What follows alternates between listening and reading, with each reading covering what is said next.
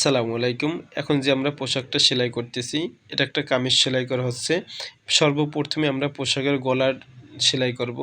গলার ডিজাইনটা আগেই বক্রম দিয়ে কাটা হয়েছিল। এই বক্রমটা সেলাই করা হচ্ছে এভাবে যে বক্রমের ভিতরে যে সাইড আছে, ভিতরের সাইডটা কাপড়ের উল্টো পাশে রাখার পরে ভিতরের সাইডে 1/2 ইঞ্চি পরিমাণ ফাঁকা রেখে এখানে আমরা গলা চড়া 3 কাটছিলাম। 3 আর 3 6 হয়। 6 ইঞ্চি দূরত্ব বা 6 ইঞ্চি মেজারমেন্ট ঠিক রেখে এরপর গলাটা খুব সুন্দর করে সেলাই করে নিতে হবে।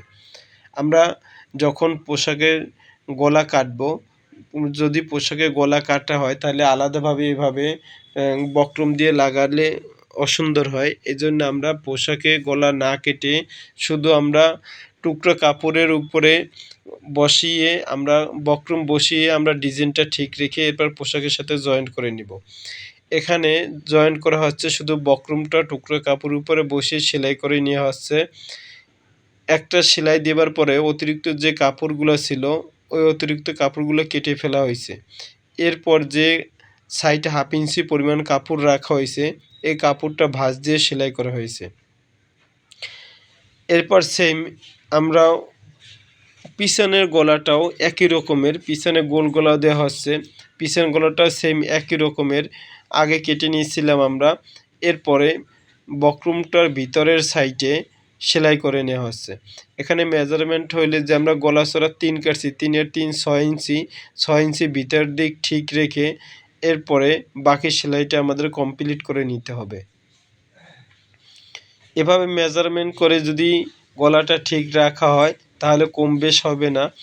এরপরে বক্রমকে বাদ দিয়ে অতিরিক্ত যে কাপড় আছে অতিরিক্ত কাপড়টা কেটে দিতে হবে। কাটার পর যে বক্রমকে বাদ দিয়ে যে অতিরিক্ত কাপড় রাখা হয়েছিল এই কাপড়টা ভাঁজ দিয়ে বক্রমের উপরে রেখে এরপরে খুব মুখে মুখে একটা সেলাই দিতে হবে। সাইডে সাইডে এক সেলাই দিয়ে সেলাইটা কমপ্লিট করে উপর দিকে চলে আসতে হবে। এতটুকু পরিমাণ শেষ হলে এরপর আমরা পোশাকের সাথে জয়েন করে নিব। পোশাকের সাথে জয়েন করব আমরা সামনের পার্টের সাথে সামনের গলা, পিছনের পার্টের সাথে পিছনের গলা জয়েন করে নিব। সামনের পার্ট যখন জয়েন করে নিব মিডল ঠিক রেখে এরপরে সরাসরি মধ্যস্থানে আমরা সেলাই করে নিব।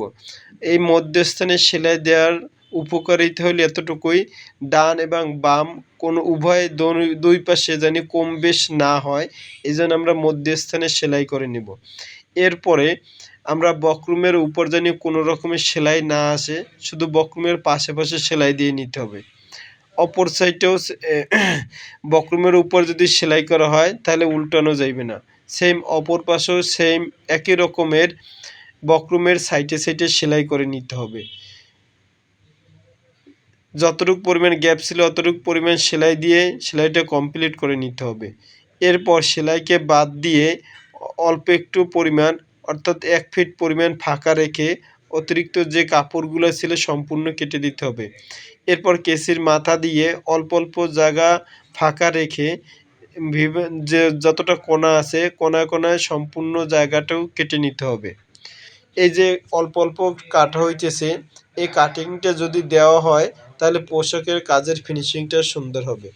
এরপর আমরা গলাপট্টিটা উল্টিয়ে নেব, উল্টিয়ে উল্টো পাটে নিয়ে আসব। খুব সুন্দর হয়ে যাবে। এখন আমাদের অটোমেটিক গলার ডিজাইনটা বের হয়ে যাবে। এভাবে পোশাকে ভাঁপার থাকবে। এরপর এটার মুখে একটা চাপ সেলাই দিতে হবে। চাপ সেলাইটা আমরা পরে দিয়ে নেব।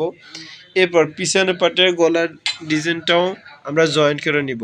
এটারও সেম একই রকমের মধ্যস্থানে সেলাই করে নেওয়া হচ্ছে। মধ্যস্থান থেকে শুরু করে বক্রমের সাইডে সাইডে সেলাই দিয়ে উপর দিকে চলে আসতে হবে। অপর সাইডেও সেম একই রকমের বক্রমের সাইডে সাইডে সেলাই দিয়ে মধ্যস্থান পর্যন্ত এসে সমাপ্ত করে নিতে হবে। এতটুকু পরিমাণ যখন হয়ে যাবে সেলাইকে বাদ দিয়ে 1 ফিট দূরত্ব বা 1/2 ইঞ্চি পরিমাণ দূরত্ব রেখে গলা কাটিংটা করে নিতে হবে। এরপরে অল্প অল্প জায়গা ফাঁকা রেখে একটু একটু কেটে নিতে হবে। এ কাটার কারণে আমাদের গলার কাজের ফিনিশিং সুন্দর হয়ে যাবে। খুব সুন্দরভাবে আমাদের গলার ফিনিশিংটা হয়ে যাবে। এরপরে পোশাকের শোল্ডারটা বা পুটলাইনটা এরপর আমরা শোল্ডার জয়েন করে নেব। এক পার্টের উপরে আর এক পার্ট রেখে, অর্থাৎ সামনের পার্ট এবং পিছনের পার্ট একটার উপর একটা রেখে আমরা জয়েন্ট মিল রেখে এরপর সেলাই করে নিব। অপর সাইডও সেম একই রকমের গলার পট্টি বের করে রেখে এর জয়েন্টের সাথে মিল করে ধরে এরপরে সেলাই করে নিতে হবে। জয়েন্ট যদি আপ ডাউন থাকে তাহলে সেলাই অসুন্দর দেখা যাবে, এজন্য জয়েন্ট মিল রাখতে হবে। জয়েন্ট মিল রেখে এখানে ডাবল সেলাই করে নিতে হবে। এক সেলাই দিলে সাধারণত কেটে যাওয়ার সম্ভাবনা থাকে, এই জন্য আমরা ডাবল সেলাই করে নেব।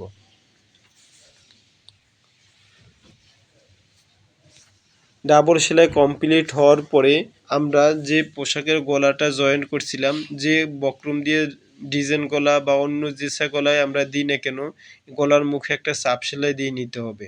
চাপ সেলাই দিয়ে নিলে কাজের ফিনিশিংটা দীর্ঘস্থায়ী হয় এবং অনেক সুন্দর থাকে। যে কোনো এক সাইড থেকে শুরু করে অল সাইডে ঘুরিয়ে গলার একদম মুখে সেলাই করে নিতে হবে। খুব সাইডে সাইডে একটি সেলাই দিতে হবে। এরপরে আমরা এখন যে সেলাইটা দিতেছি এটা সাধারণত অনেকে আমরা হ্যান্ড সেলাই দেই, হাতের সেলাই দেওয়া যাবে বা কেউ ইচ্ছে করলে মেশিনে সেলাই দিলেও দিতে পারবে। এই সেলাইটা হাতে দিলেও সুন্দর হবে, কেউ ইচ্ছে করলে মেশিনে সেলাই দিতে পারবে।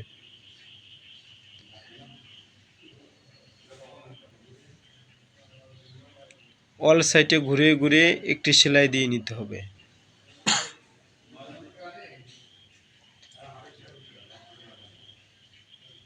খুবই অল্প সময়ে আমাদের গলার কাজ কমপ্লিট হয়ে গেল। এভাবে করে আমাদের পোশাকের গলার কাজ কমপ্লিট করে নেব।